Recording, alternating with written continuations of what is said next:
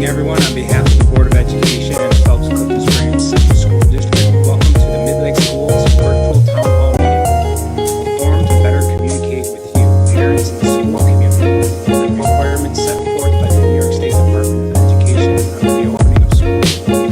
Plan to share some insights on those requirements, answer the questions submitted to our online survey, and those submitted to a special email.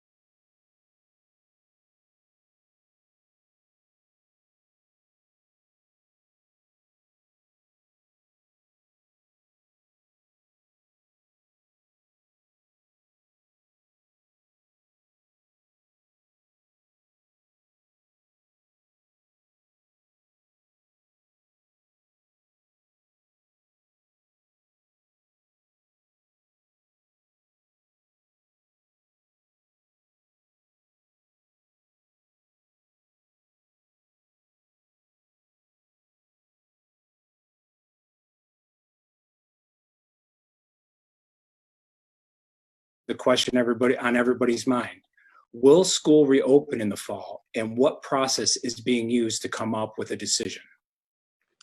Well, Todd, thank you for starting off slow with an easy question.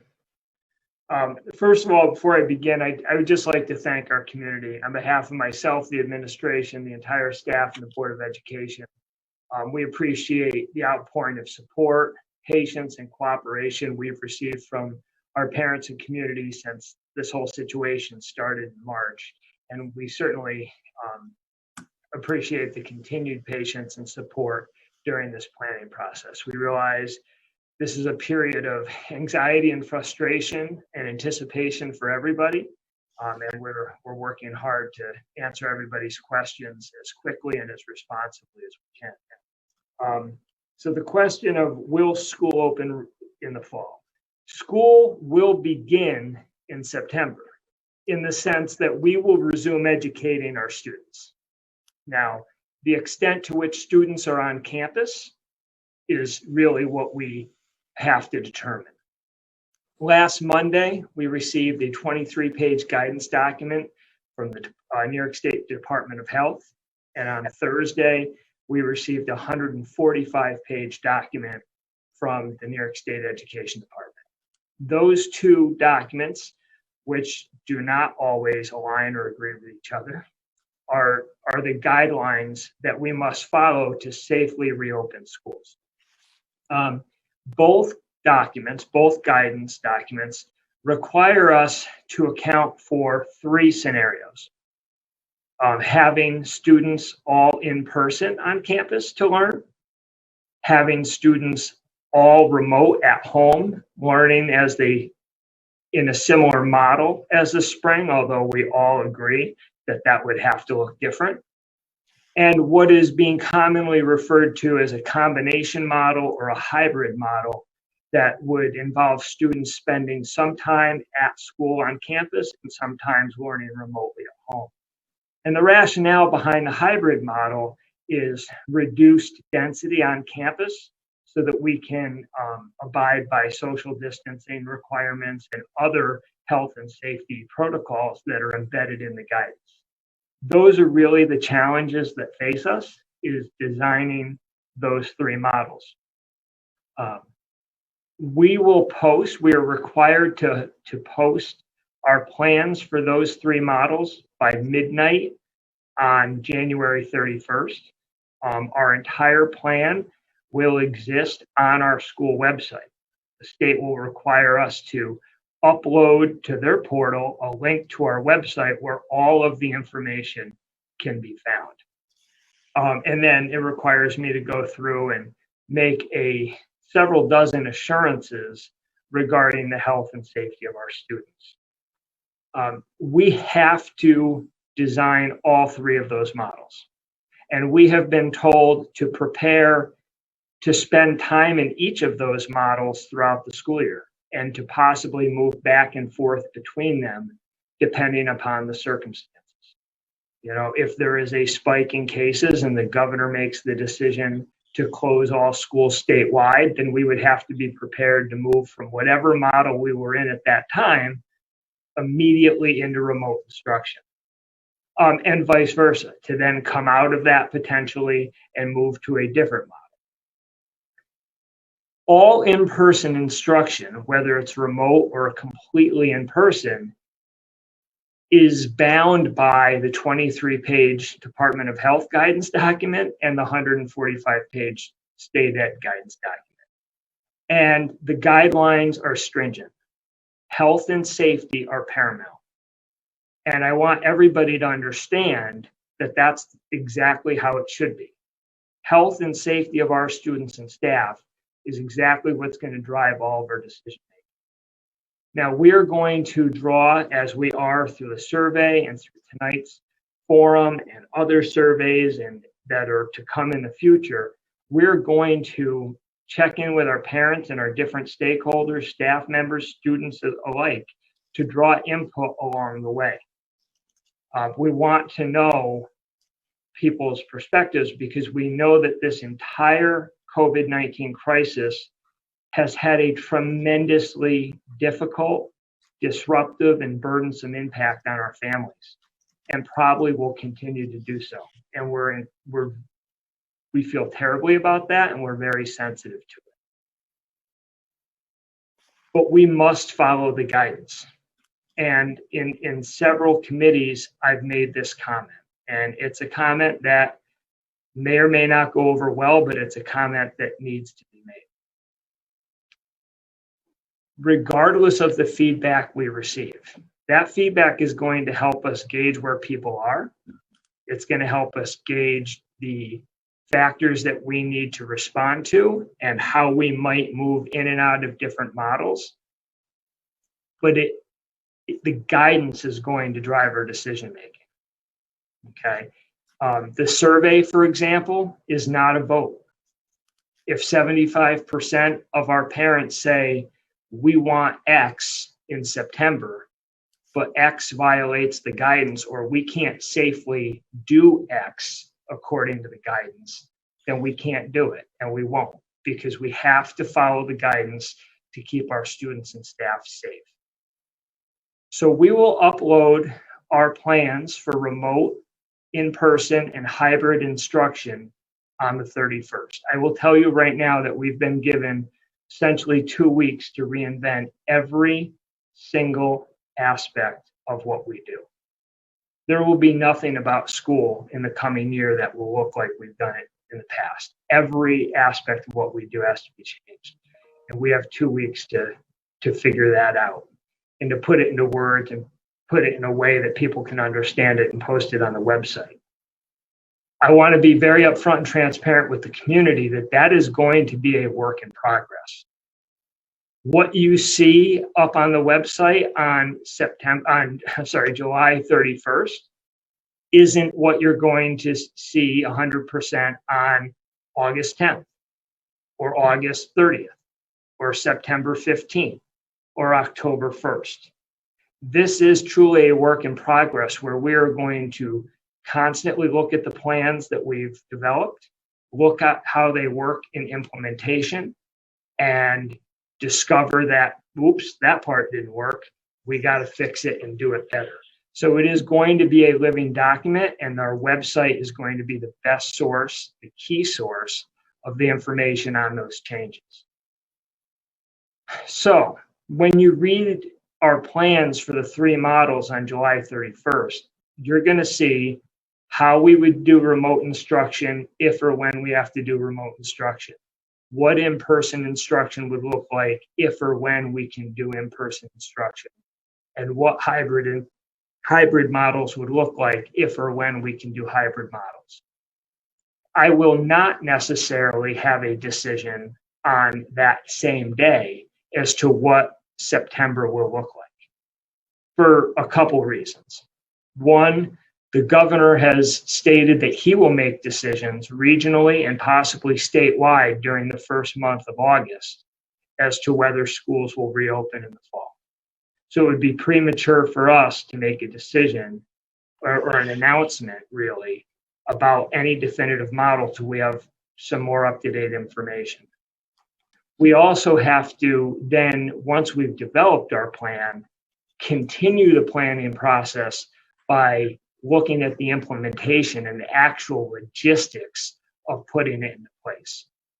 And I will tell you, and we'll get into more of this, there are several constraints that we will operate under. And they are time, because we will be required to perform many procedures and practices that we've never had to do before that will be incredibly time consuming. We will have to use space in a way that we've never used it before and enforce social distancing. And that will limit and shape what we can do. The use of space and the social distancing, the time is all going to require staff to perform duties. And we need to know, do we have enough, how much staff do we need to support a certain number of students being on campus?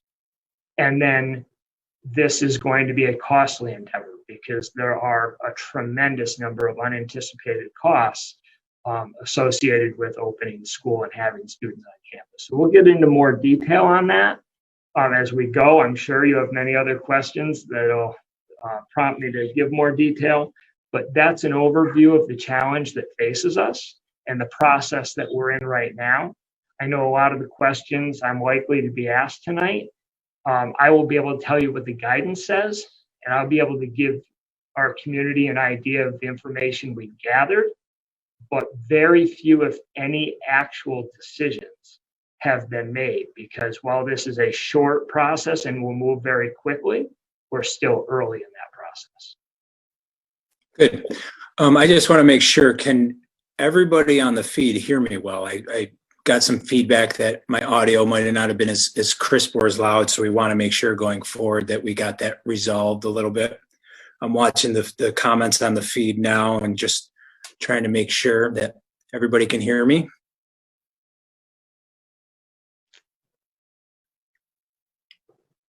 We can hear you. Okay. I think we're good. We're good to go then. Yes. Okay. I hear yes, all set. So I think we got that resolved. Thanks. A lot in what you just gave us, Matt, about reopening schools, what we're going through with the district and other schools and what it might look like. The one thing that's kind of tough, putting a lot of families in a tight squeeze is if students go back, whether that's full or part-time or however it may be, the burden to try to find childcare and those resources. What resources out there that either the district might help with or that the district has leaned on in the past? I thought there was a number that people could call 211 for certain assistance and services to kind of help find those things. What else is out there that you can share? So we will work regionally. Our local BOCES, the Wayne Finger Lakes BOCES, has acted as a clearinghouse for childcare options, and I believe that they will continue to act in that capacity as a resource of available childcare facilities. During the remote closure and over the summer, they even offered some childcare options themselves. Whether or not they'll still be able to do that is in question because they're developing their own plans for reopening, and the facilities that they used for childcare while they were closed during the spring may be the same facilities that they have to reopen for students. So we certainly expect that we will continue to play a role in terms of communicating community resources. But that's still something very much in question. And we know that childcare is a tremendous concern. We pride ourselves on the education and the many services that we provide our students, and we see ourselves as being very holistic in what we provide, but we know in a very realistic, practical way that first and foremost, we provide childcare for families. So the notion that we're not going to be open, or we may not be open for all students on campus at any given moment in time, we're incredibly cognizant of the impact that that has on our families. And if I could fix that, to have a magic button, I would fix it in a heartbeat. If I could, without question, protect the health and safety of our students and staff and have students here 100% on campus every day, I would do that without blinking. I am, based on the guidance, I'm very skeptical about our ability to do that at this point in time. We can get into that a little bit more, but I can't, I don't know if it's my role to apologize in advance or not for the impact that lack of childcare is going to have on families, but we're very sensitive to that and understand that we have to do the best we can to safely get all of our kids back on campus as soon as possible. We just don't know how quickly that's going to go. Okay. I don't want to dig too much into the remote, the in-person, the hybrid models, because it sounds like we still have a lot of planning, a lot of feedback to get and figure out where exactly what it might look like. But one of the I guess concerns or questions that has come up with parents is, if I choose, let's say we have a hybrid model, but I want to keep my child at home, or I want my kid to go to school, the kind of like those things. I don't feel comfortable in this environment, but school is open. Can I keep? Will the models or the planning process take into account some of those comments from parents? Right. So, first of all, thank you to all the parents who've responded to the online survey so quickly. We have, we believe, just under 1,000 unique households in our district. Yet, as of a half an hour ago, we had received 723 unique responses to the survey, which we can only interpret as 723 households, most likely. That is a staggering response to any survey. And that's an incredibly amount of useful information that we're looking at and analyzing. And we realize that people are all over the place. Now, there are pretty equally divided camps of people who want their kids back on campus 100% every day. There are people who are very concerned about that and hope to have the option to keep their students at home regardless of the models that we follow. And there are people who feel strongly that a hybrid model of reducing capacity on campus is the way to go. Again, we're going to follow the guidance to try to do what's right at any moment in time. But based upon, I will say this, we will most certainly provide remote instruction as an option to the medically fragile, vulnerable, people with documented medical issues, or people who live in homes with people who are medically fragile or more at risk. That's without question. Beyond that, while no formal decisions have been made, I would find it very difficult to imagine a scenario where we did not provide parents with choice. We realize that this is a very difficult time. It's a confusing time, concerning time. There's a lot of anxiety, and parents just don't know what to do, or they're concerned about sending their kids to school. And I understand and respect that. While we'll do everything we can to create a safe environment and protect their health and safety, we also have a respect for that parent choice. So we're looking at that very closely. But again, it would be difficult to imagine a scenario where a choice was not available. How that choice might be structured, the length of time that people commit to in blocks would have to be determined so that we had some predictability for planning purposes. There's a lot to that. So none of that's been worked out. but I would say we're looking very closely at being able to offer a choice. Okay, I appreciate those responses. I kind of want to go to Michelle Timon now, talk a little bit about safety and health and security, and when students do arrive back on campus, what has the discussions like been between the district and the Department of Health on what will be the expectation of students and teachers, masks, social distancing, all those regulations that kind of involve kids on campus? Again, that is driven very much by the guidance that we've received and the information from Department of Health and CDC guidelines. So given all of that, the tools that we have available to us to help keep the kids and staff safe are things like the masking.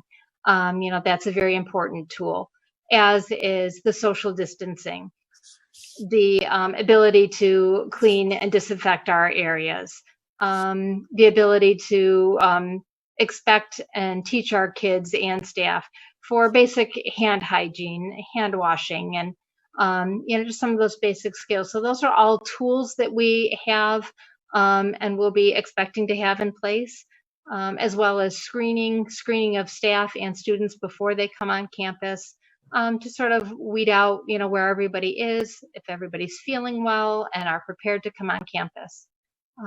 Certainly there will be an opportunity for us to look at individual circumstances, such as students or staff that are high risk, that might have underlying medical conditions, or for some reason might not be able to wear a mask for extended periods. Things like that we'll be looking at more on an individual basis, but all of this, all of those decisions are being made in conjunction with public health. But we will definitely be putting all of those tools to work, and all that together will certainly increase our ability to keep the kids and staff safe, healthy, and productive. So. Great. Here's a question for any of our panelists. And I'm sorry, Matt, did you want to? If I could just circle back for a minute and add to what Michelle mentioned about social distancing. That's one area that there's been some discrepancy.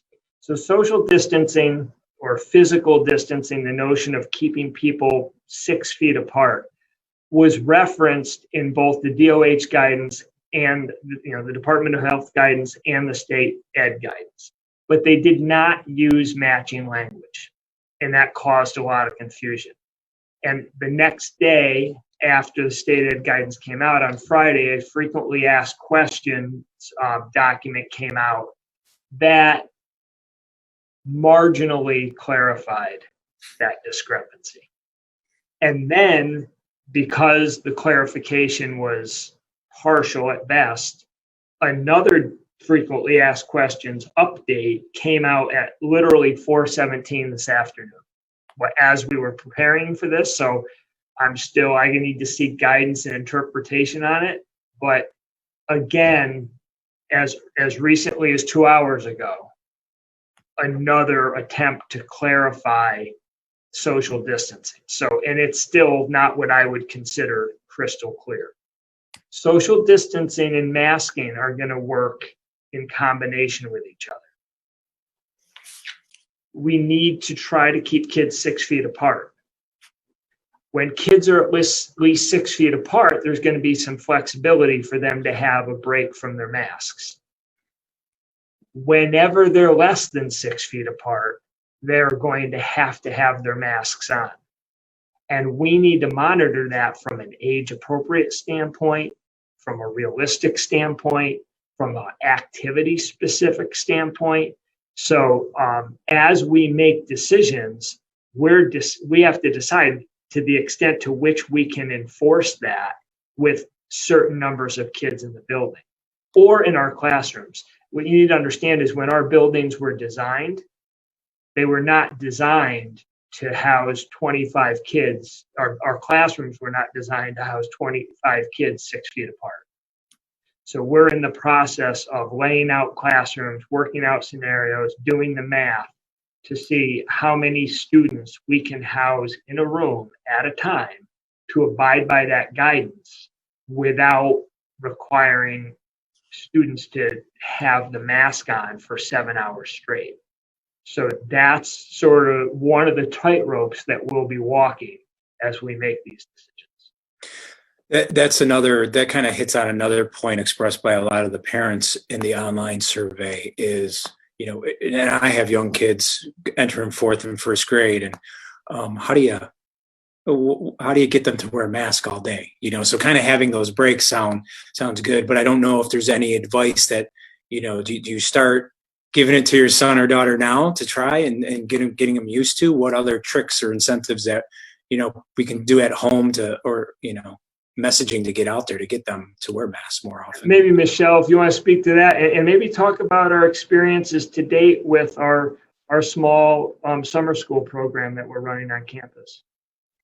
You know, certainly knowing young kids, we all know that, you know, they fiddle, they fidget, they play with things, having things, you know, around their face may not be the most natural and comfortable thing. But certainly, you know, as you mentioned, starting now, practicing with them, have them, you know, touch it, play with it, wear it as much as possible. That exposure is important.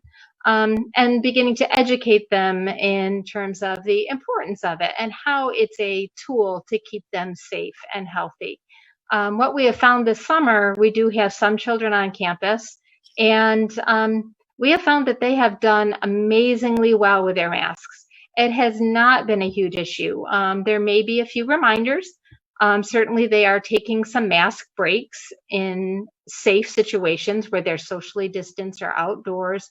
You know, they're able to take those breaks.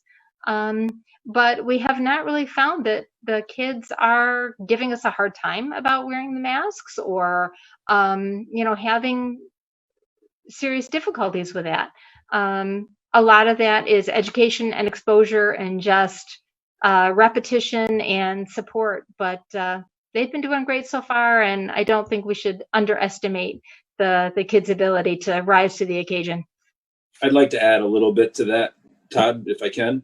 Please. The other thing I would recommend doing, besides practicing, and when you're out and about with your children, whether they can read or not, reminding them of the signage. Because if you're out and about in public places, there's a lot of signage right now reminding us about 6 feet. Whether they understand that says stay 6 foot, seeing it, we found with the kids, we just put visual reminders out for them as they're getting into the building, and it's amazing. On day 2, they were already, and it didn't say a word. It just was a visual spot that they understood that's where they were supposed to stand until they were directed to move on. And it's, I think, educating our children just about what social distancing means and showing them those reminders that are out there now for them. Great. How about temperature checks? You know, parents have asked a little bit about this and whether it's going to be done at home, on campus, and how that work for students, or are we even at a decision yet on that? So I'll take this from a broad perspective, and then maybe Michelle can speak more specifically. The guidance, you know, requires daily temperature checks for students and staff. It strongly encourages the temperature checks to be performed at home. However, it also requires schools to be prepared to perform them on school for those students where the family is unable to do that for a variety of reasons.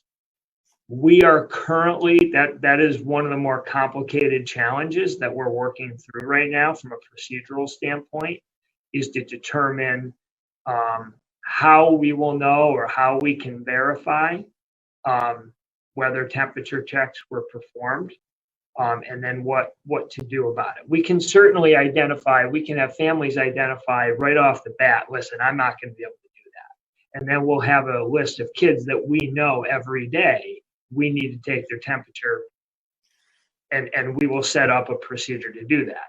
We know based upon the standards that have been set for that will be a time-consuming process for any students that we have to take their temperature when they get here. That will most certainly, just like busing, which I'm sure we'll get into later, will consume time and consume instructional time. So we got to work through that process. Certainly when families say we're going to take the temperature at home, we need them to take the temperature at home. These are unprecedented times, and this is a challenge nobody has ever faced before, none of us, right? And never before has the concept of a social contract been so important. Regardless of how your personal feelings about COVID-19. Quite honestly, for me as a superintendent who's responsible for overseeing this planning process and ensuring the safety of our students, my feelings on COVID-19 are irrelevant and will not factor in any way, shape, or form into our decision making. We have guidance and guidelines that we have to follow to keep our students safe, period. And we need all families to take that seriously. We need people to make sacrifices themselves so that all students are safe. Just like you would hope that other people would make sacrifices so that your own child would be safe. We're diving into that. There's a lot of details that we need to work out, but we are going to need, and I implore families to please, and this is such a supportive community that I have confidence that we can count on our families to cooperate and to fulfill that responsibility and to keep their children home if they're not feeling well, and certainly if they have a fever. And Michelle can speak more specifically to the standards and guidelines around temperature checks. Yeah, it is. The guidelines do require that everyone have a temperature check before they arrive on campus. That's adults, visitors, students, anyone coming on campus. And any temperature over 100 is not allowed to enter the building for safety reasons. And then there are a number of things that we do to follow up at that point. But again, this summer we have a small sampling of people on campus and we're already doing temperature checks. And again, the kids are doing a great job, but it is time consuming. So, we are going to be relying on people to be honest about whether or not they can.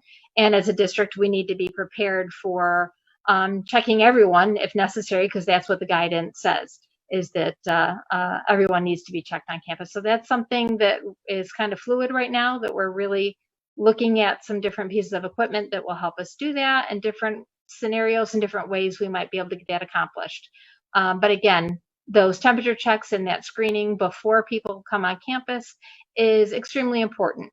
The communication with families to let the nurses know if students aren't feeling well, that communication, that openness is going to be key in terms of keeping everyone healthy, keeping kids home if they need to be, and just keeping the environment as safe as possible. So, Michelle, could you remind us of some of the symptoms of COVID-19? Stuffy nose comes in.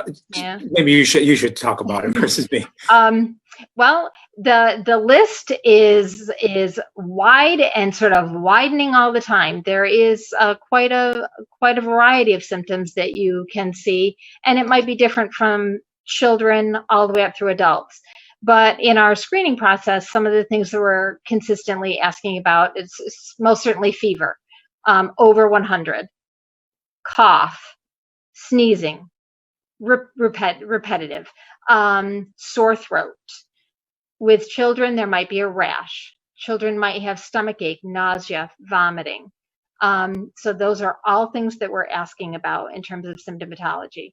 The most important thing to remember is that COVID primarily is spread through respiratory droplets, hence the masking. So anyone with that recurring cough, sneezing, the sore throat, anything like that is going to be key. Those are things we're really going to key in on. But so far this summer, we're asking parents, really just sort of in general, is your child feeling anything new or unusual? Any symptoms of illness, fatigue, things like that might really be key, especially for children. In adults, things like a new change in lessening in your sense of smell and taste might be something in adults. So we're just getting people used to keying into anything that might be new or different. And again, we would encourage staff and families alike to communicate with the nurses, and we can walk folks through that. And we get a lot of our own support through public health too. So, Great. Yeah, but if I could just jump in and Yep. Michelle, I know there's a lot of concern in the survey. People are asking, what happens when typical flu season happens, and these are a lot of the same symptoms, right? right. So what do you anticipate our process to be for symptoms that could be either or? Yeah, certainly flu season is going to be a challenge. And quite honestly, this summer, we also have a lot of kids with allergies with a lot of crossover symptoms. So we do have to keep that in mind. Trust that the nurses are pretty good at assessing, illness and assessing these symptoms. And we're pretty familiar with our kids too. And we know kind of who generally presents as sort of allergic and, who gets strep a lot. And, so we're pretty familiar with the kids. So there are some things that we can tease out. But yes, those symptoms are crossing over, and it is going to be an extra challenge as time goes on. So again, we rely heavily on the parents and on public health to help walk us through it. But we have some very specific flow charts that are being provided to us through CDC and public health as to, if we have these symptoms and this is the scenario, this, and this is what we're going to do. So there are very specific parameters on how we're going to respond to certain symptoms and certain situations. And they're all going to be very individualized. There's not a pat answer that I think I can give right now that's going to sort of be a blanket answer. It's something we're going to be, walking through as we go. But those questionnaires, that surveying on a regular basis is going to be key to helping us tease some of that out. That's the hard part about this disease is it doesn't impact everybody the same. There's nuance, a lot of nuance between ages and everything, and even difficult to track sometimes. Some people are calling, the invisible enemy, I guess, is out there. But Michelle or Matt, perhaps you can talk a little bit. We talked a lot about students and kind of monitoring students.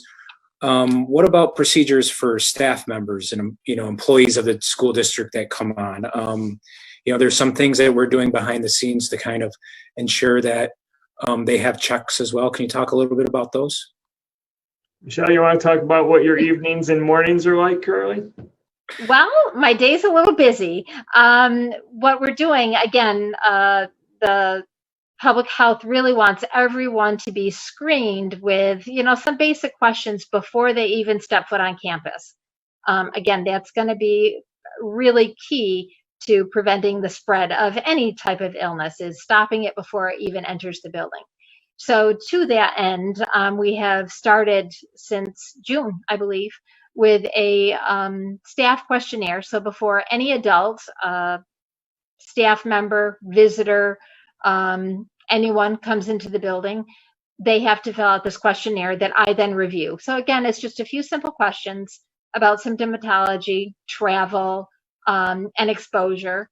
And I review all of those before we sort of give the okay for someone to step on campus. So, that is, again, time consuming, but it's an essential step to, hopefully preventing anyone from even coming onto campus and potentially exposing anybody. Great. And Matt, kind of you kind of shifting gears a little bit away from safety now and health and mass and such. In campus transportation, a lot of kids take the bus. A lot of kids take the bus because no one really walks to school. Families drive. What are some of the things that, through either the survey or, that you guys are trying to deal with in terms of what transportation might look like? Right. So I'm probably going to tie in a couple different areas, not just transportation, but I want to start with this. Every district is going to address this challenge differently because they have different assets, different liabilities, different constraints. And inevitably, what's going to happen as people have friends and relatives in other districts is somebody in District A is going to say, well, geez, Midlakes is doing this. Why can't our district do that? And vice versa. You know, people in our district are going to say, well, people in the district next door, you know, they're doing this. Why aren't we? And it really speaks to, and this is, you know, a credit to the guidance. And I don't envy it. I mean, the guidance is tough. It really is. But I don't envy the Department of Health or the State Education Department and the work that they did. Putting together guidance that keeps people safe and makes it possible to come back on campus was not easy work. One thing they did is wherever possible, they tried to provide flexibility for districts to do what was right for their communities based upon the circumstances that they have. Now, you referenced with Midlakes, we are unique from a lot of districts in that we are a non-walking district. Because of the location of our centralized campus, we do not have walkers. That impacts our busing situation. Okay, we can't count on 40% of our kids walking to school, therefore not being on a bus. The only outlet we have for limiting bus capacity is for parents to drive their own children to school. And the state has encouraged us to encourage families to the extent possible by their circumstances to drive their kids to school. Now, many parents out there may be rolling their eyes or pounding their fists or laughing out loud because they know that we already have a challenging parent drop-off situation with our parking lot, and it's a big part of the capital project that we're planning is to fix that drop-off. So we anticipate, you know, the survey shows that a lot of parents plan to drop off their children, which will help with our busing capacity situation, but it's certainly going to increase our need for a very organized drop-off and pickup pattern and procedure. But anyone who knows our campus, especially at the K-6 level, knows that no matter what we do with the situation we currently have, that is going to be a lengthy and cumbersome process, and we are going to need people's patience and cooperation. And we may need to stagger arrival times and impact instructional time because of it. Now, when you talk about buses, two big things come into play: the social distancing and the masks. And this is an area where the DOH guidance and the state ed guidance differ. And it's where these frequently asked question documents have attempted to bring clarity, but have not. So we are in the process of evaluating that guidance, seeking advice from the appropriate outlets, and determining how many students we can safely have on a bus. Masks will be required on the bus at all times, except for those students who have a documented medical or mental health reason that they can't tolerate the mask, in which case their social distancing requirements going to be increased, and that's going to further diminish how many students we can have on the bus. Siblings who live in this, you know, people who live in the same household can sit in the same seat, but that's it. That might pick us up a couple extra kids per bus here and there, but that's going to be a challenge. So as we talk about how many students, how many grade levels can we bring on campus to any extent on a given day, busing is going to be a significant issue. We're already a 2-bus run district. If we were then to have to go to 4 bus runs, before you even consider the cost of that, you have to focus on the time that it would take to do that. And then that has an impact on kids, on staff, on operations, and on families. We already know that there are parents concerned about the length of time that students spend on the bus. So, these are all things that we're working through. I can't sit here and tell you right now, and I won't say that we have the answers to that, but it's being worked on as we speak, daily, and we get a little bit closer. But ultimately, we're going to have to make a decision as to bus capacity and then bus protocols, how we seat kids, how we load and unload kids, all are going to change. And I would say this district probably has a better understanding than most of the challenges that busing provides, but probably it's going to be an eye-opener even for us, even for our community, just how much busing is going, the constraints around busing are going to impact what we can and can't do this fall. I'm assuming as it relates to transportation, every time a bus comes back from dropping off a load of kids, it has to be sanitized, cleaned, and Correct. Yes, and those are very specific guidelines, and they'll be written into our plan. There are DOH and CDC guidelines, and our protocols will reflect those. So again, that's time also. So it's not just, adding a loop, adding extra bus runs where you just send them right back out again. It's, if you're going to do extra bus runs, you also got to factor in the time it takes to sanitize that bus. So these are logistical challenges that, quite honestly, may not have solutions. It's, if you got to clean the bus every time kids get on and off, then that takes a certain amount of time, and there's no getting around that. And then that dictates what you can and can't do. So simply the challenge of getting students here will impact how many students are expected to be on campus on a daily basis. Okay, good. Michelle, I want to jump back to you really quick. There was a question that came in off of Facebook about the type of thermometer that families should look at. Is there a specific brand, a type that works better? The one person I believe is getting different results from different, types. So, if there's any advice. Not really. There's not really a certain brand or anything like that I can particularly endorse. For families, just a decent digital thermometer is probably the best. It's the most economical and it's fairly accurate. Non-contact forehead thermometers are getting better at accuracy for sure, but they tend to be a little more expensive. Ear thermometers, I'll say, as nurses, we find them not to be as accurate. So from an economic and ease standpoint at home, probably just your basic digital thermometer is going to be just as good as anything else that might cost you a little bit more. Terrific. So I want to move to Mr. Moyer, Chris Moyer, your principal at the elementary school.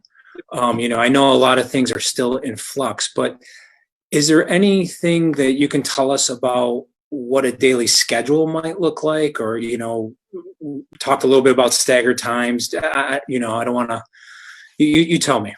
So that's a tough question. At this point, like Matt said, we're still in that point of figuring out the guidance. We did intend to shift our schedule this year to a 4-day cycle instead of the previously used 6-day cycle. We'd like to go with that 4-day cycle, but if you're talking about Todd, to clarify, a daily schedule, if a child is in the building, how that's going to look, or start and stop times, or yes to all of that? Yeah, probably yes to it all. Okay, so if you're looking at start and stop times, it goes right back to what Mr. Sickles was talking about. Until we figure out transportation, I don't know if I can specifically say what our start time will be, because that's all going to depend on how that fleshes out. From the standpoint of the length of the day, we have to find a way to keep our students with the least amount of transitions. The best thing we can do is find ways to keep them in their classroom locations and bring people to them.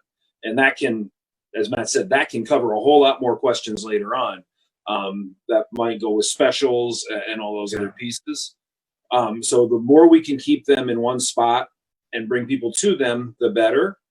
And then at the end of the day, again, the end of the day will depend on our procedures and our busing. Yeah, not to put you on the hot spot again, and Matt, maybe you can chime in. And I know nothing's definitive. You bring up specials. A lot of people have talked about that. Extracurriculars are very big, both at every level in this district. Like, that's how I meet most of the kids, is when they're doing their extracurricular activities. We got word about sports recently being delayed. The New York State Public High School Athletic Association until September 21st, at least, no sports. If we're not at a full in-person situation where kids are here kind of at their regular times like they have been previously at the start of the years, will specials, will extracurricular activities, will those things remain, or will they just look different, or we just don't know yet? Okay. Matt, you want me to address specials? Let me, you do specials and then I'll then come back to me. My answer. Todd yes, just found the elephant in the room, then we're going to need to talk about that. So I can say first. Yes, there will be specials. I am a firm believer from the elementary standpoint in particular that is a huge part of their day. Those are things kids look forward to, art and music. When we talk about music, we have to take into account that we know the guidance tells us 12 feet in those situations, because singing, using your voice in those ways, spreads more of our respiratory moisture. I don't know any other way to say that, but in the standpoint of PE as well, we need to get outside as much as we can, use our open spaces. But I can say if and however many students are in the building, specials will be delivered to them and through virtual means. The opportunities will be given to our kids through virtual means as well to participate in art and music, PE, and library. It'll look different. It'll look different, but I can say there will be an opportunity for those things. Okay. So, Todd, I mean, you mentioned, and I don't know that everybody's aware, but sports. So both guidance documents in almost identical language state that at the writing of this memo, at the time that this guidance is being issued, interscholastic sports are not approved. That is a state level decision that is beyond our control.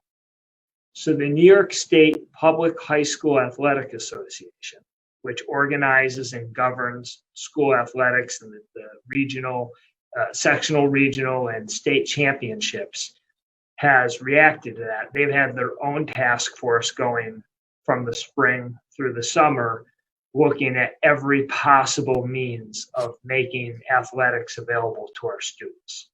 But given the guidance specifically saying it's not approved but will be addressed at a later time, the New York State Public High School Athletic Association had no choice but to last week announce that they've delayed the start of fall sports till at least September 21st. Fall sports typically start with practices for varsity sports around the third Monday of August, and it just became clear that that was not going to happen. So they've delayed it to September 21st in hopes that circumstances evolve in such a way that they can start a shortened fall season with a shortened preseason beginning on September 21st. I don't think anybody could speak with confidence as to how likely that is. They just delayed it to wait. They delayed it so as not to cancel it in hopes that circumstances allow fall sports to begin at that point.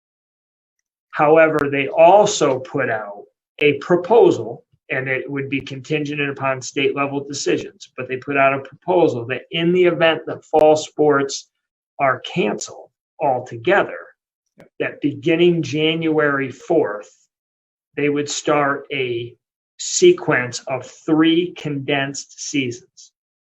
Roughly speaking, and I'm not going to have the dates right, and I apologize, but roughly speaking, January, February would be a reduced winter sports season.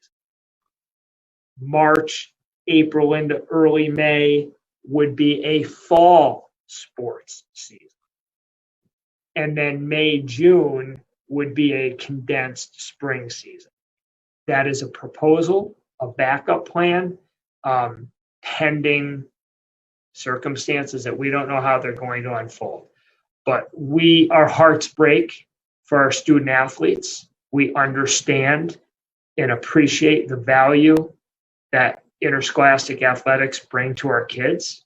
We all enjoy watching them, cheering them on, and celebrating them. We know how that impacts how they view school. And we understand that we are going to have to find ways to fill that void for them, because that's a huge loss, even just the delay, but the potential that we may lose sports altogether, which we haven't yet, is something that we're going to have to pay attention to. As far as extracurricular activities, we have a big part of the plan is the social emotional health of our students. And after I do maybe one or two other topics, I suggest you kick it to James and he can talk to that. But we also know that connections with adults are critical to the social emotional health of our students and our staff, for that matter.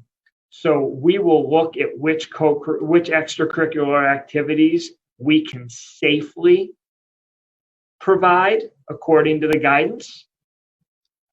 It's very clear assemblies, performances, as currently written, as the guidance currently allows, would not be able to move forward. But there may be some activities that we can modify and provide differently. Or there may be some clubs that could even run remotely. But that's going to be part of our overall planning. I don't know if you want to kick it to James first, but I do want to bring up, you kindly attempted to punt on the whole idea of the instructional models, the remote, the hybrid, and the in-person. And I appreciate your attempts to keep me from sweating, but I think we are going to need to return to that, because I think that's something our parents very much want to hear about. So why don't we let James talk social emotional, but make sure you come back and put me on the spot on the models. Yeah, definitely. And what's going on with sports on the high school level, Division III JUCO schools have also been dealing some of the same issues in terms of athletics and starting the season in 2021 rather than in the fall.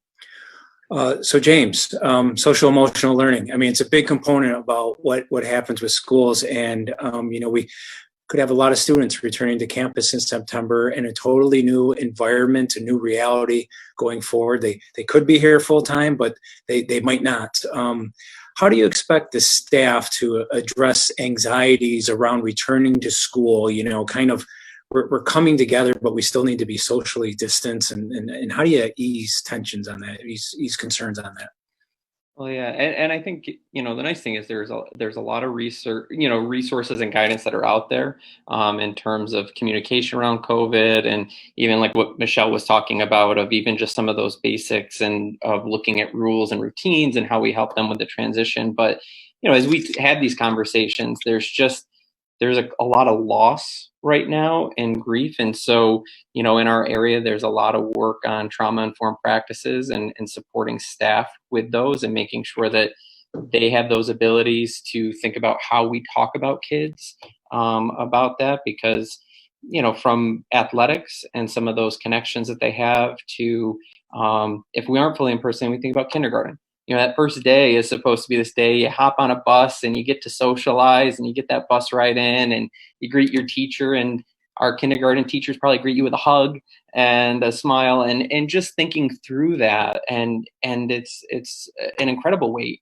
that so many of our kids are just sort of bearing right now with everything that we're going through. And so, I think for us, we've been doing a lot of planning, and we had been planning coming into this year of rolling out some new strategies for our SEL. And so Mr. Moyer alluded to, in the elementary school, a 4-day schedule that actually has a carved out time for social emotional development and learning that's built into the master schedule, and being more intentional of how we reinforce the traits and skills you see all around in our community every day. but really sort of bringing them to the forefront and celebrating them as a whole community. And so what our charge has really been this summer is taking all those materials and resources and planning out for the various models and thinking about what are going to be those core features that we need to build quickly and in a lot of different areas. And so, I think obviously the biggest thing is relationships and connections. Something that served as a buffer probably in March was, these were classrooms and teachers that had been together for 6-7 months and then went into a remote learning model. And so knowing that even if we're all in to start the year or a hybrid model, there is always that chance of that second wave. So how do we provide staff with support and resources to build those connections and relationships very quickly and really help kids to reconnect and heal through everything that they're going through? And so that's been sort of a big emphasis of what we're doing, because as a lot of parents out there can probably see, the value and the importance of that role of a teacher. My oldest is 4, and I was having a hard time coming up with like handwriting curriculum. I did not have to tackle Common Core math and arrays and tape diagrams. And so, thinking about, how do we make it as easy as possible for teachers, because they build relationships all day, every day at Midlakes. And so, what are those strategies and things they can do when the kids are here? How do we modify them for social distance practices as you're doing those icebreakers and other things? And then what are those ones that we can bookmark for remote ways of connecting and keeping kids working in groups and working with each other? So that, and then the other sort of core feature that we really are working on is purpose. We know for students coming to school in that citizenship piece, in the state guidance, they talk about, we do have a subset of the population that actually has done better through remote learning. And when you look at that, there are the kids that are doing better because challenges of school have been removed, and not necessarily that population, but the ones that have had those opportunities for citizenship, those opportunities for sort of looking for purpose and ways to support their community in the midst of a tragedy and a shared sort of trauma. And so how do we sort of establish a way for kids to build those connections to start the year, but then also within their classrooms, within their groups, to have a purpose, a reason to sign on to that Zoom session. And so through the different sort of learning modules. So we've had subgroups meeting this summer, and it's been great work, and a lot of really great, passionate people that are trying to put those materials together and have them ready for the start of the year. Is there anything that we can share now for maybe parents in terms of messaging for their children to get them ready? So yeah, I mean, one of the things that I think we want to see a little bit in terms of how we open, but we've done things. So looking at sort of our special education population, we, in about 2 weeks, Tammy Wood directed her staff in opening up a summer program with only 2 weeks of clearance and getting kids in the building. And, and so things like how, our special education instructional coach developed a social story video. She came up with this idea, and we helped, and we can have some more better production of it with a little bit more time. But in terms of, for kids thinking about that anxiety walking in the first day with the unknowns of what exactly it would look like. And the video took students that were coming in for summer program from waiting for the bus ride, the doorway, getting to their classroom, in the classroom, and just walked them through their day and just visually showed it to them to help reduce some of that anxiety. So those are some of the products that we already have and want to sort of update. But those are the types of things that we'll have in place and have parents be able to access before the start of the school year. Great. You mentioned Tammy, so let's kick it over to Tammy now. So Tammy, you go ahead. I just want to add one thing that James had mentioned, that the staff, the PSO staff, the counselors, the social workers, and the school psychologists have all been on campus and so active during our spring closure and remote learning. They are a great group of people with great passion, and I have to say that the social story video was a big hit with some of our students, so much so that the teachers show it every day. So it's one of those things that will update, and just as long as we communicate, I think, with the families about things like that, I think we'll be okay. But your question, Todd? Yeah, so for students, that have specialized needs, and there's a wide variety, medical issues and other things. Mhm. How might the delivery of services change, or what are some? I know we haven't, we're still in this planning process, but is there any insight that we could start to wiggle for parents to kind of like see what, because a lot of people are asking, my child has this need or this need that's a little bit differently, and they can't be treated as the same as some other students. And so what's unique about the group of people I work with, the students and the families, is the students have IEPs in which there's accommodations and modifications on there. And those accommodations and modifications are the rights that the students have to be educated in certain ways. So an accommodation is really an alteration to the way a task or assignment may be given in a classroom. And those are all listed out on the IEP. And those are things that parents are probably concerned, how does my child get this in remote learning? One that comes to mind is like preferential seating near an adult for easy queuing. How does that happen when a parent may have 3 children on a Zoom session? So those are some things that I'll ask my staff to work through, but those types of things are pieces I want parents to communicate with me, either through that reopening email that's been set up, or certainly schedule some time with me through my secretaries to have some phone conversations about individual pieces, individual students. But what we did learn much, and really I think what James said about relationship building, I've been at the district 26 years now, and I stay there because of those relationships that have been built with community members. And with that, I think the last 13 that I've been the director of special education, I have to say that the check-ins with families through our annual review process, all of those things will stay in place. And I hope that whenever there wasn't myself at a CSE meeting, James was there much of last year for our annual reviews, that the parents felt like they were heard. And as long as they let us know what their concerns are, we'll work together with them to work out anything that we have to for those individual students. Yeah, again, that email is reopeningschools@midlakes.org. Parents have been submitting questions and some feedback on upcoming school reopening plans. So, we invite the community to continue to use that, reopeningschools@midlakes.org. Matt, you look like you got something on the tip of your tongue.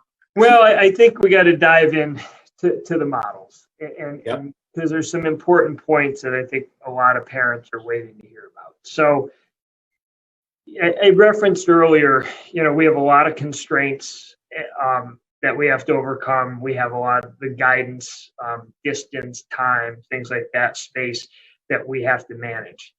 The guidance says that districts need to work toward having students in person, for instruction, ideally every day. But the guidance is full of references to the fact that that's probably not possible early on.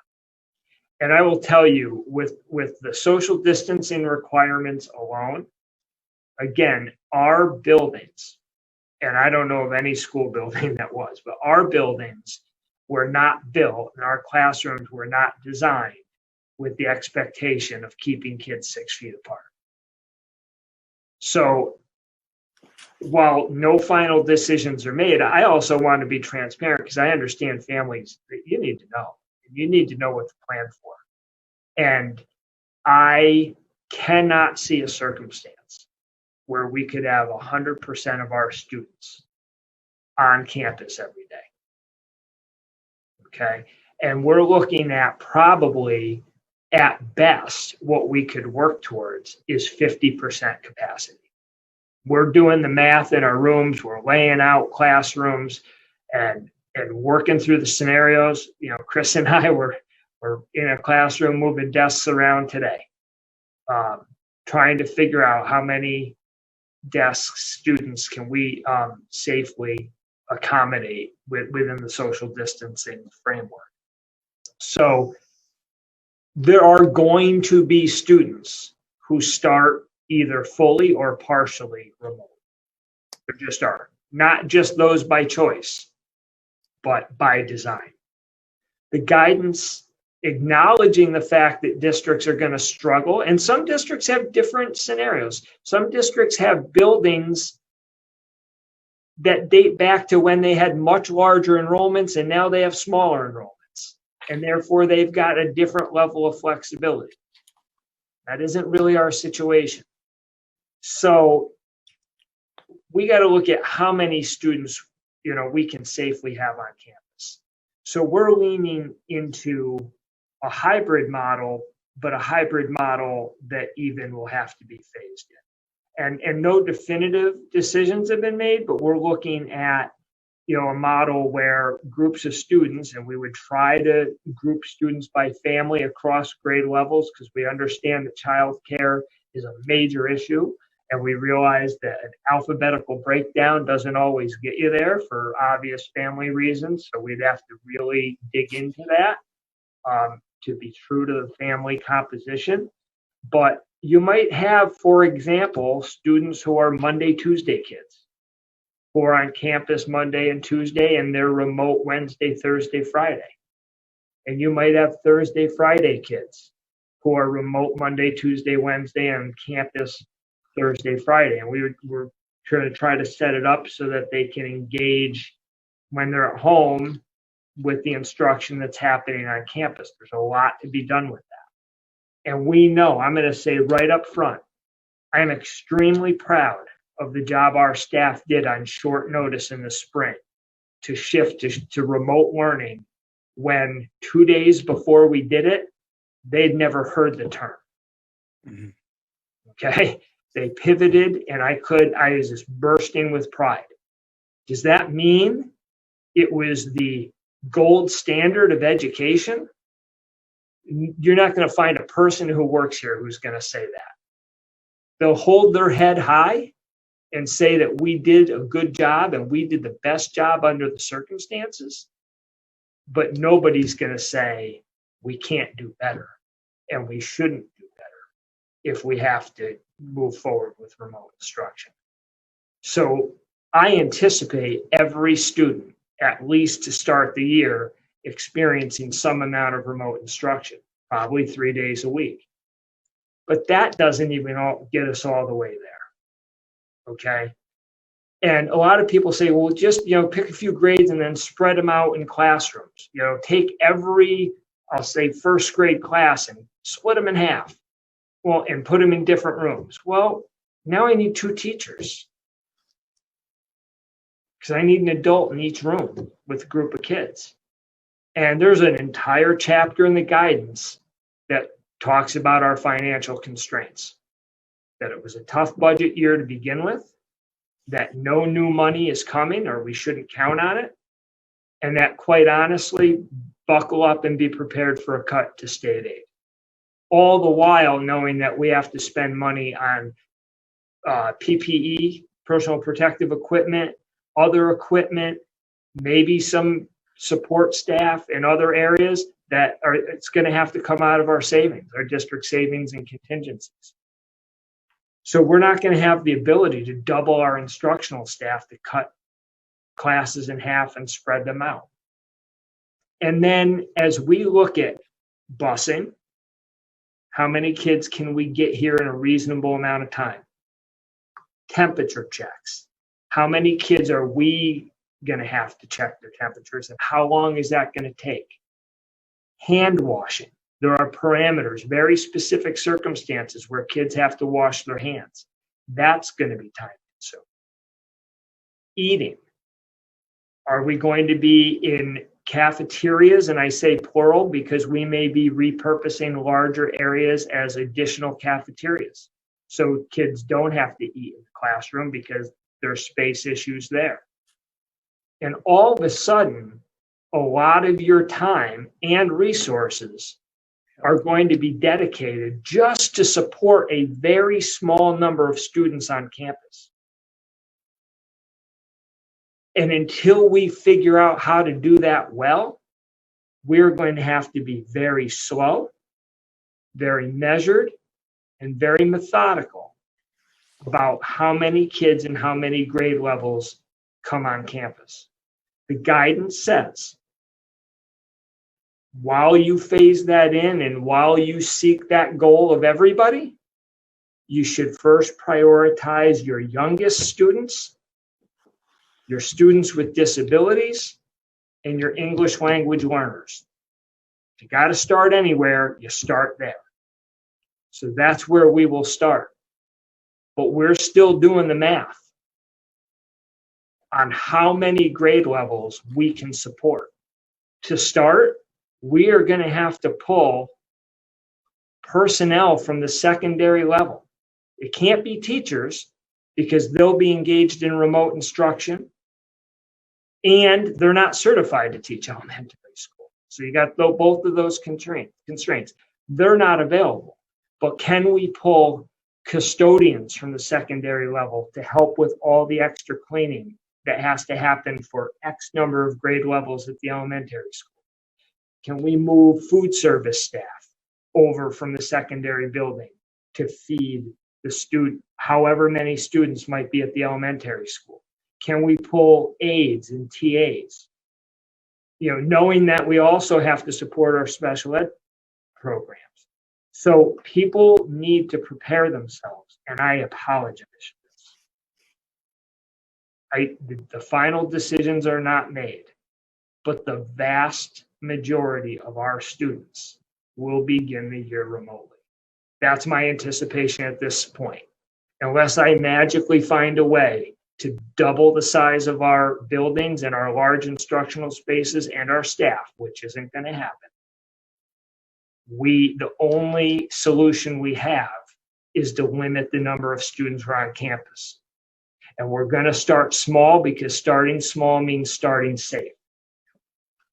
When I submit the plan on July 31st, and many of the people on this call know I get really emotional about this because I take it personal.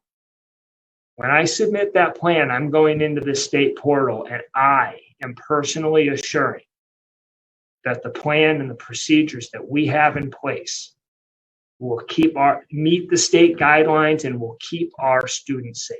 I know that we have over 3,000 parents who count on us to keep their 1,500 kids healthy and safe every day.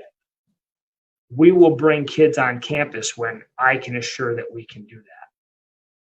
So if we have to start really small with just a couple of grade levels until we see how it works and know that it works and know that we can do it well, and then we're like, okay, I think we're ready to bring another grade level on, then we'll consider that. And another grade level, and another grade level, and another grade level, as long as the governor doesn't come on the news one day and say there's been a spike and everybody's going home. So it's going to be very much in flux. But I know what I just said probably lost 2/3 of our audience.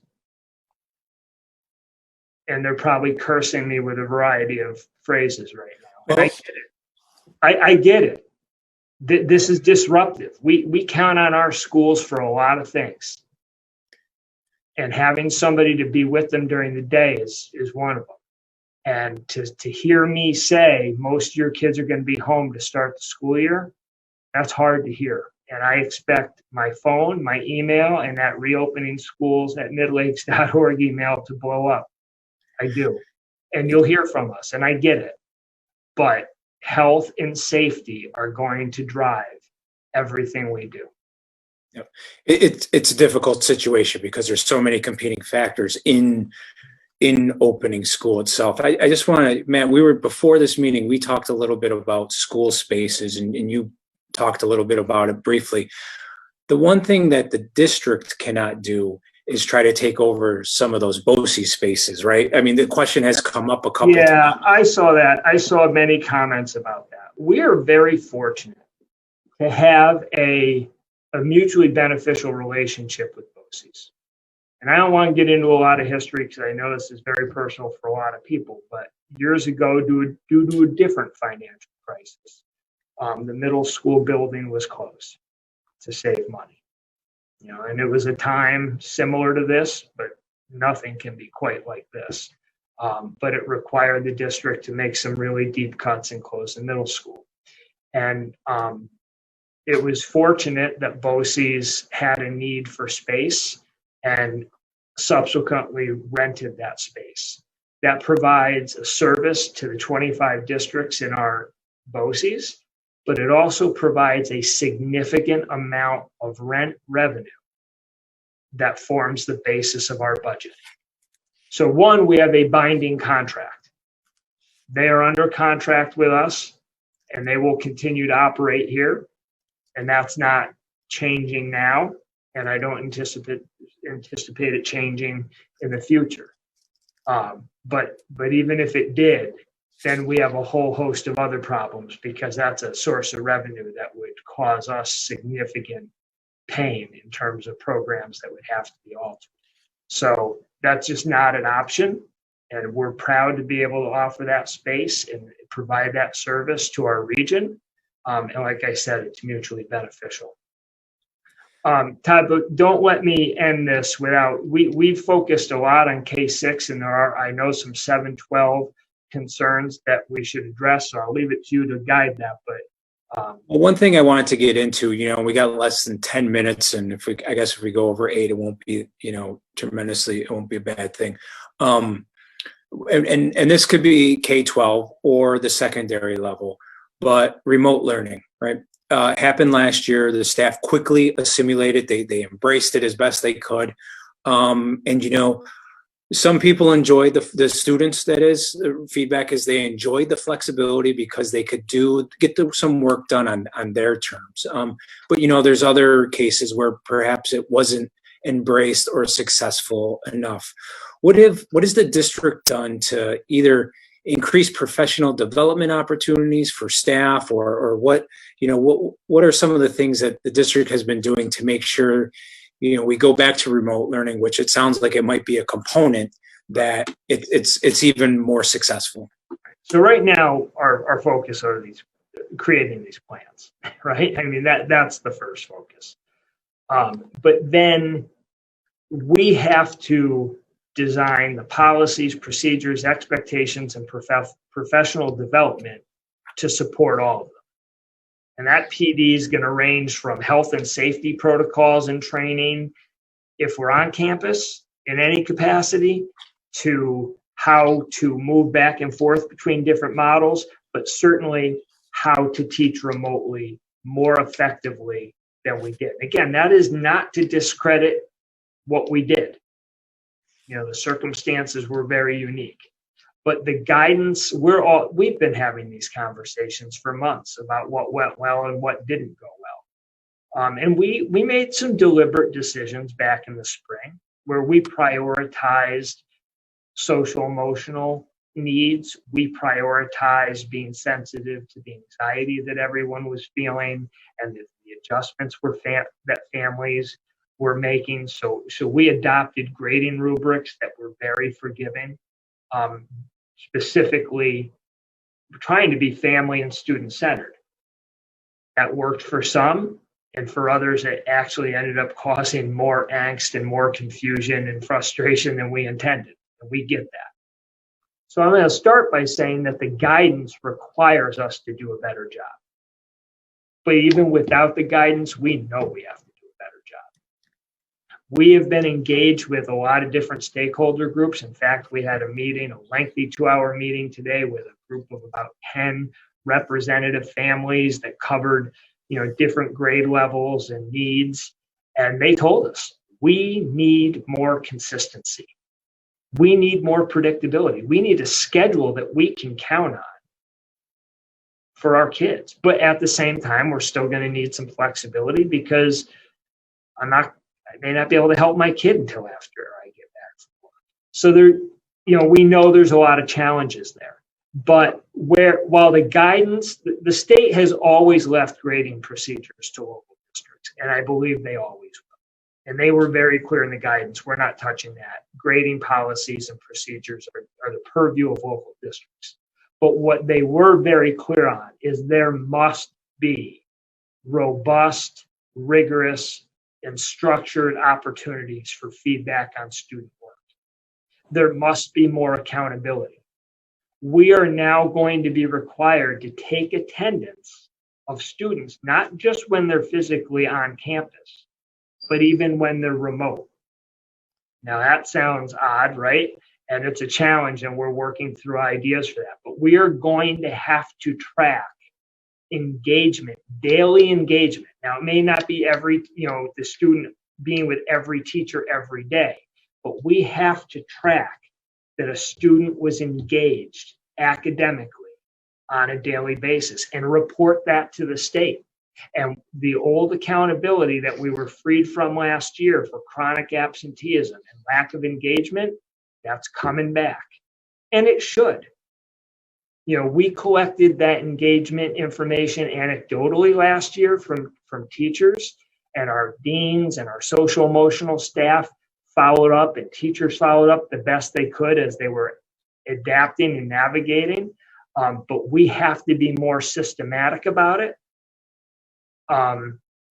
because we're going to be held to that standard. And we know that, parents want more for their kids. There were parents who told us very clearly, my kid did not learn that way. It was too much flexibility. It was too open-ended. It was too this, it was too that. And we're listening to all that. And the survey questions speak to that.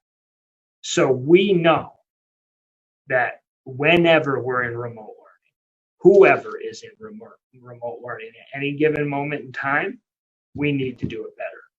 Yeah.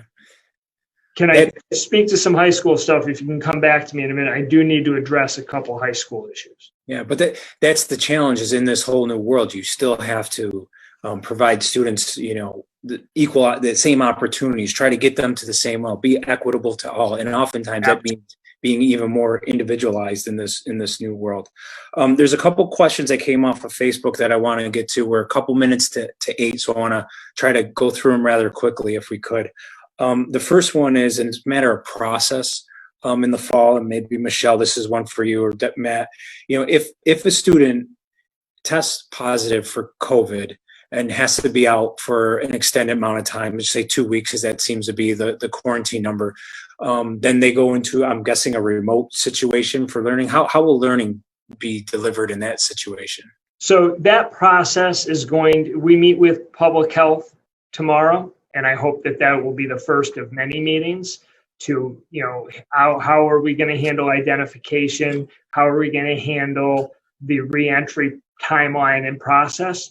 But yes, the one benefit, if there is, I know a lot of people don't like remote learning, but one of the benefits is that if kids have to be home for any reason, whether it's a COVID exposure or a COVID diagnosis or bronchitis or strep throat or a death in the family or anything, we have the ability to provide continuity of instruction remotely.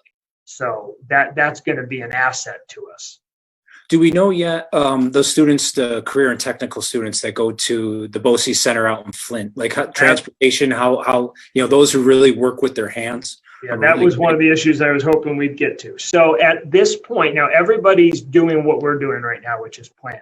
And that includes BOCES, because while they provide services to us, they're their own educational entity as well. And they're figuring out how they're going to open. As I know it now, their plan, it's not finalized yet, but their plan is to host in-person career and technical education programs on an AM/PM schedule, just as they have. Okay. And they're making, from what they've told us, is they anticipate, and this is a change, allowing students with valid driver's licenses to drive themselves to their BOCES programs. That hasn't always been allowed in the past because they understand the bus capacity issue. The issue we face is more likely than not, our secondary students are going to be starting the school year remotely. So how are we going to then help them attend those in-person CTE programs that are offered at BOCES? Because they have different scenarios and smaller sizes and bigger spaces and they can do this. So if a student drives themselves, certainly that's a solution in and of itself. But we're going to have to look for those students who can't transport themselves. That's one of our many busing and transportation challenges that we will look at. But we are committed, even if our kids here can't be in person and have to learn remotely, we will do everything we can to make that in-person BOCES career and technical education experience possible.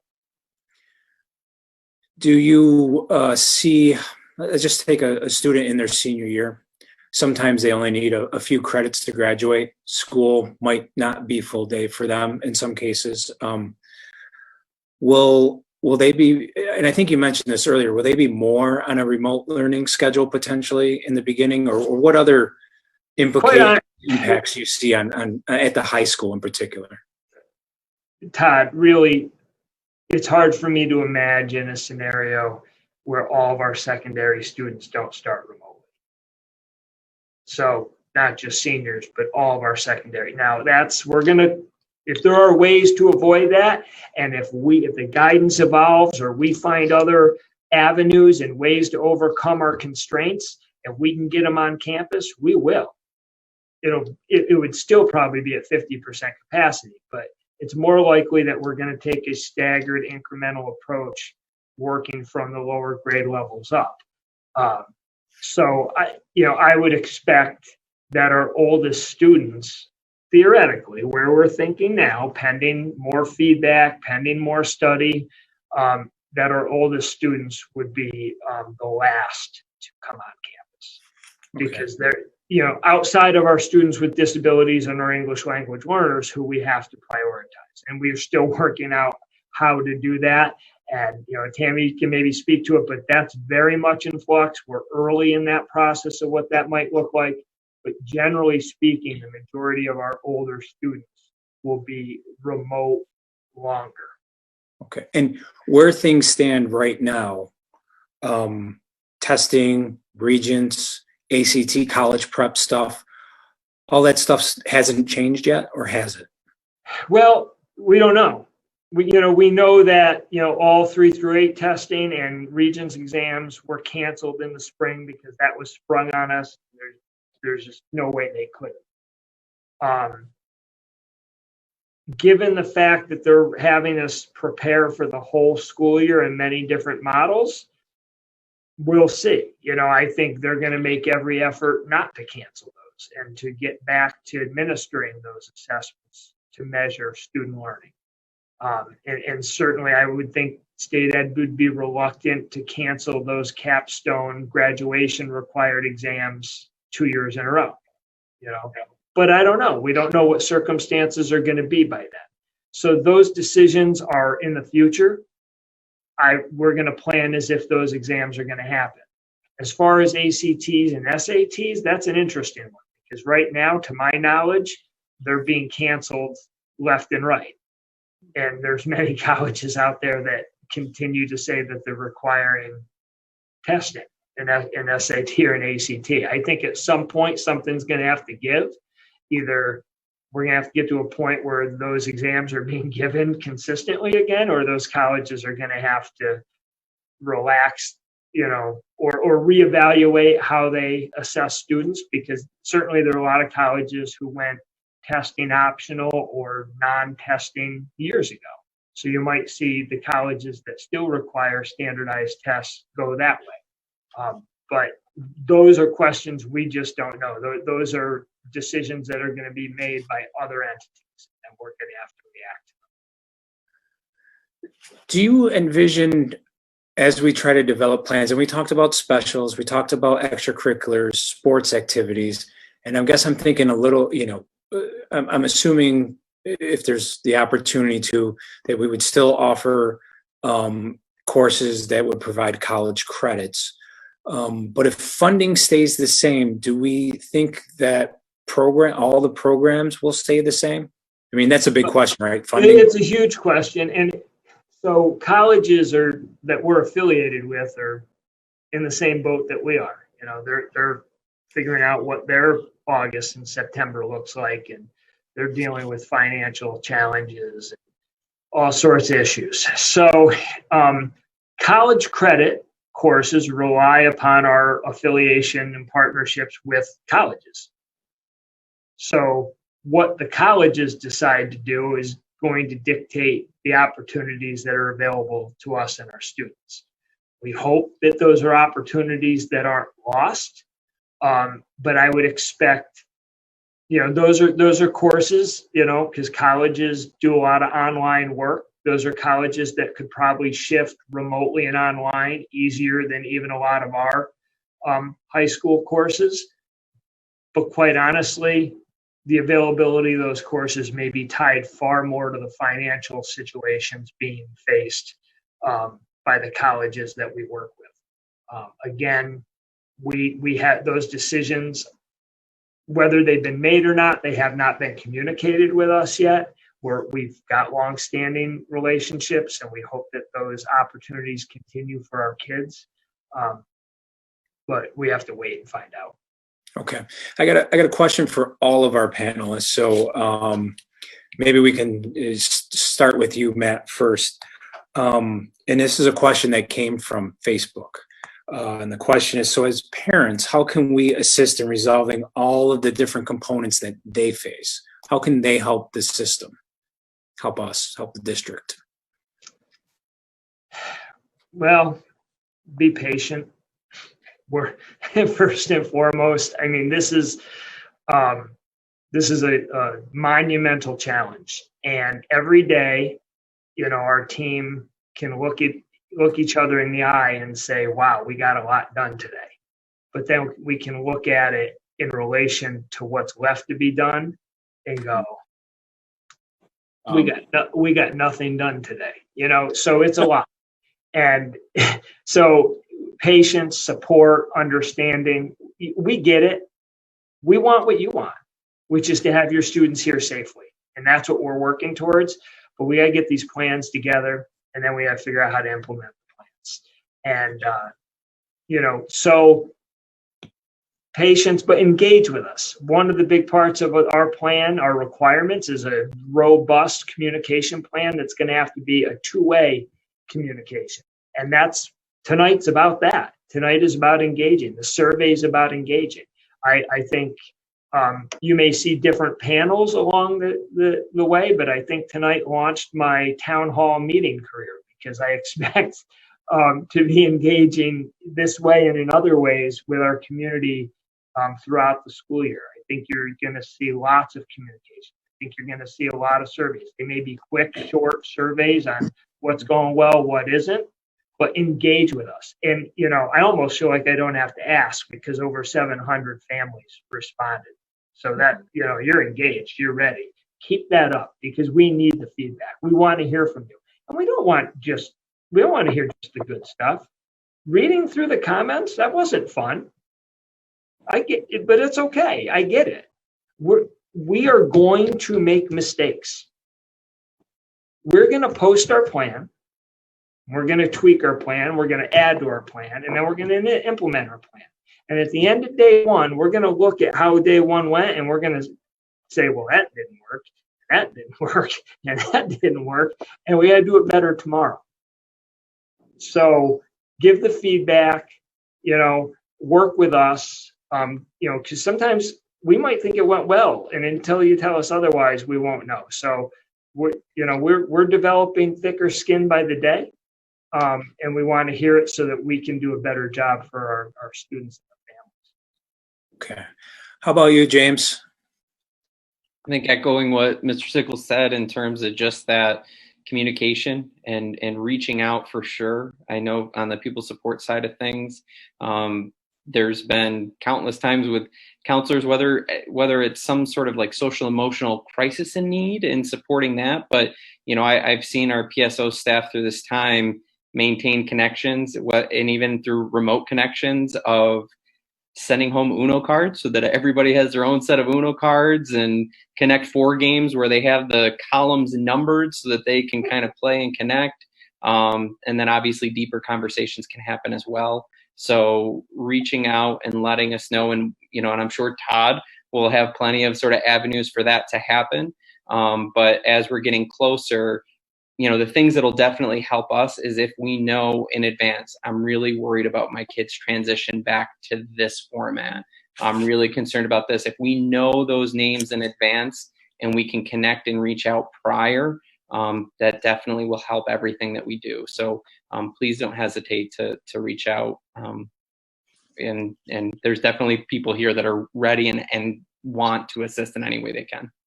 Great. Tammy, how about you? And I would echo what Matt and James has said. It really is about the relationships we have built with the families of Midlakes, and just having them let us know what their concerns are. Give us those heads ups on your kids. Let us do our job in trying to get the education and the social emotional learning aspects, social skills to them. We do it well when we are communicated with, and that's the big thing. Okay. Chris? Don't ever take the route of, well, nothing can be done about this. We might in the end be able to find something and help and find some answers for everybody. Get to us, call us, email us. I'd like to say come in and see us in person, but obviously, right now that's probably not the best route. But I've had people call me and say, I waited to call because I just thought nobody could help with this. Don't do that. When something's up, if something's bothering you, something's on your mind, get it out, get it to us, and we'll do our very best to get answers if we don't have one at that moment. Great. Michelle? I would just echo what everyone else has said. Communication is key. I would encourage parents, the most helpful thing they can do is to just be open and honest in their communication. And if they have questions, please reach out. We're going to be a resource to them as much as they are to us in getting through this. So communication is key. Terrific. Does any of our panelists want to add anything? Did we miss anything that you wanted to bring up, or anything that we didn't go into deeply enough? The only thing I would add with the piece about communication that we just talked about, don't be afraid to reach out to more than one of us. So myself as a district administrator, I wear a lot of hats. I do a little PSO, I do a little nurse supervising, I do teacher supervising, aides, assistants, that kind of thing. Please feel free to reach out to me and a building principal and the counselor, whatever. Double team us so that we can get your questions answered. Yeah, there's often times where people will submit questions even through our Facebook page, and then we'll kind of funnel them down to, if I don't have the answer, they might go to Chris or someone else or Matt or whomever is the expert in that area. So, encouraging families to reach out. We have a staff directory on the website as well, with all of the employees' emails on there. And you can search it by name, and even like grade level or job title, for instance. So there's many different ways that we're trying to reach out to families, to staff, even, we try to go where they are living now. Does anybody have anything else they would like to share? I think the thing around that of, not assuming that if it's not a school question, that there aren't people that are willing to help. And I think our PSO staff as a whole and our social workers, in terms of the partnerships they've built in the community and the community that we're a part of, with maintaining confidentiality, they put up the bat signal, and there's so many heroes in our community that are looking to help. And so if you're struggling with anything, don't let that be a barrier if you don't feel like it's a school question. Yeah, that's a great point, James. You know, last spring, PSO came up with a great community list of resources that not only we put up on our website and we're continually updating and adding to that, but it was also during the Midlake Strong Chicken Barbecue. You know, that was something in everybody's family as a resource. That the number of different ways that the school intersects with different organizations in the community, and you don't always see most of them. But they're there and they happen. And oftentimes it's usually someone you don't even know who's helping to do that. So it was amazing to kind of see, you know, that connection, not only between the staff and the kids, but the staff and the community and the different organizations that are here that are willing to help out almost at a drop of a notice. You know, they just you ask and boom, they're there. They're there. How about you, Matt? Do you have anything else you'd like to share? Everybody knows I have a lot that I always like to share. I want to recognize the rest of the panel and the groups that they represent, and just thank them for being here. You know, there's a little volunteering and a little voluntelling to get this panel together, and I appreciate everybody putting themselves out there. But I want to take it in a broader perspective, because our administrative team, our PSO staff, our nursing staff, facility staff, food service, transportation, our teachers, everybody, clerical staff. I'm so incredibly proud of the work that they did in March through June, the work that they're doing now, and the work that I know is to come. I couldn't be more proud or more confident in our ability to meet these challenges. Do I have all the answers tonight? Can I tell you exactly how we're going to answer all these questions and do all these things? I'd be lying if I said yes, and you know, that would be a problem, because credibility means a lot to me. But we have the people to get this done.